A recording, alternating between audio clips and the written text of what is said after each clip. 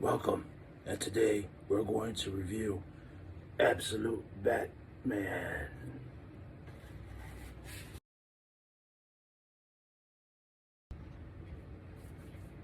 Okay, we're back.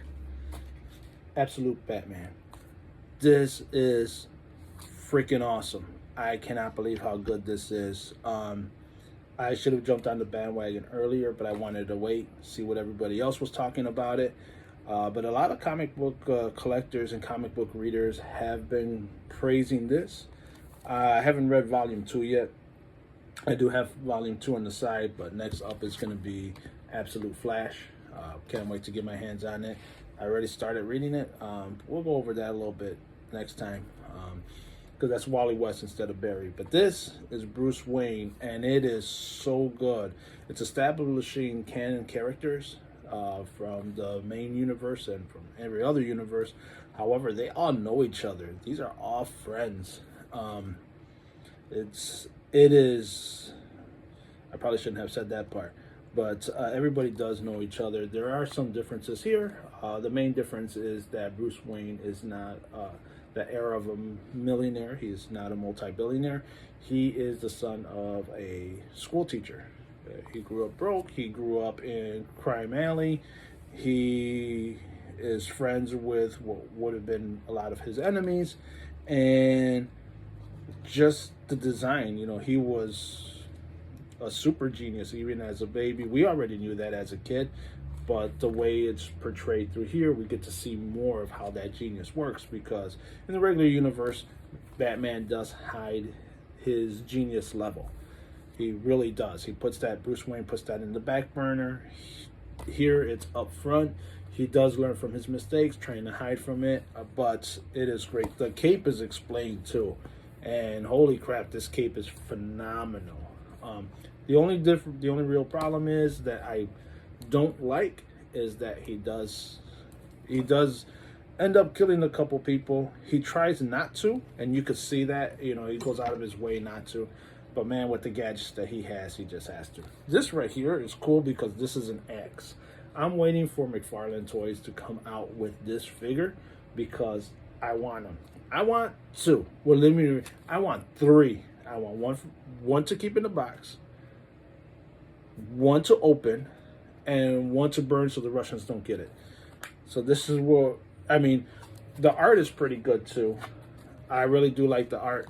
The only thing is that you could tell that this artist was inspired by the 1990s, because during the early to mid 90s, we always had these buff characters who were really big, but they had the little heads, which I'm not entirely a fan of, but it works here.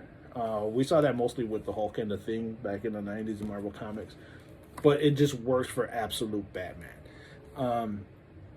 And even the style that's done, the gradation behind it, the way it looks like it could have been an old-time comic during flashbacks, and even not so much, but it is really, really good. It is well written, it is very well illustrated, which is a big point for me.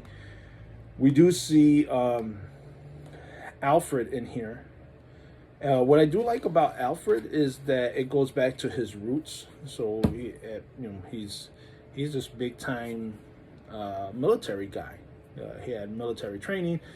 He was a field medic. All of that is coming into light here, which I really enjoy, because I really do believe that part of Alfred's life is never explored or touched on. We saw more of it in All-Star Batman, which was really good. It was really fun.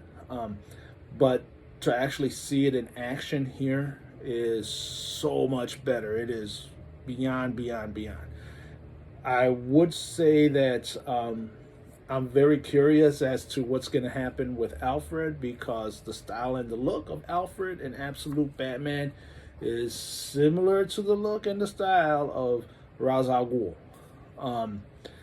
So when I first saw him, my first instinct was, hey, that's Ra's. They're introducing him pretty early. Let's see where this goes. But it's really good. I'm really excited to see how Alfred Pennyworth is going to be playing a role in Absolute Batman, his relationship with Bruce Wayne, and what's going to be happening with Gotham, because the way the first part, so it's called The Zoo, and it's very pivotal because the whole base of Batman is based on this title and what happens. You just got to read it. I don't want to give you too many spoilers. Go read it. Go have fun. It's going to be freaking awesome for you. I give it a good 2 thumbs up, 10 out of 10, 5 stars. Whatever your highest rating is, that's what I give it. It goes on the writing, the art, the colorization, the textures behind it, the flashbacks, how the flashbacks look different than the modern time, even though it's done by the same artist.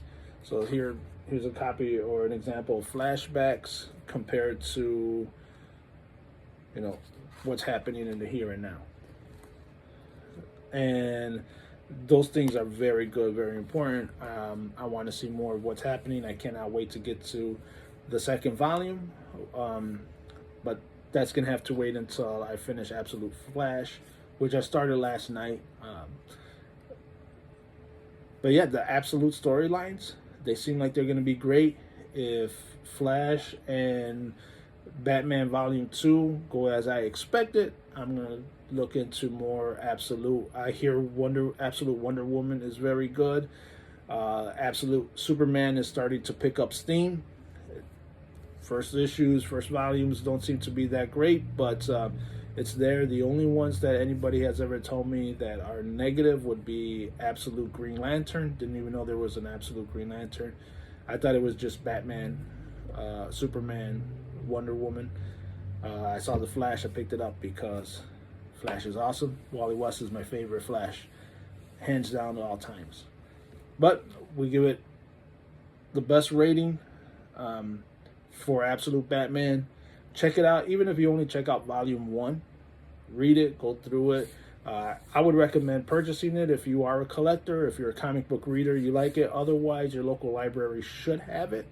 You might have to be put on a waiting list for graphic novels. If it's anything like the local library where I live, in my neighborhood, you will have to be put on a waiting list because there are limited supplies of graphic novels, manga, etc. We're not even going to the manga. We're just sticking with the DCU, and this is it. You know, it's DC all in. Their subdivision is all in, and they're really picking up steam, and they're actually pulling away from all the damage they did to the regular universe, where they had a whole bunch of writers who didn't understand the characters or who were doing self-inserts, which you should never do as a writer. You should never do an insert. Unless it's an autobiography, never put yourself in the comic. Never do that. That makes no sense whatsoever. Under this, Scott Snyder, he's written Batman before, so he understands the character very well, and I'm glad that they picked him up. Did a fantastic job. Dude, this guy, he writes comics, and he needs to be writing comics forever. Don't forget to like, share, subscribe. Leave your comments below. Did you read Absolute Batman? If so, what did you think of it? Are you interested in reading it?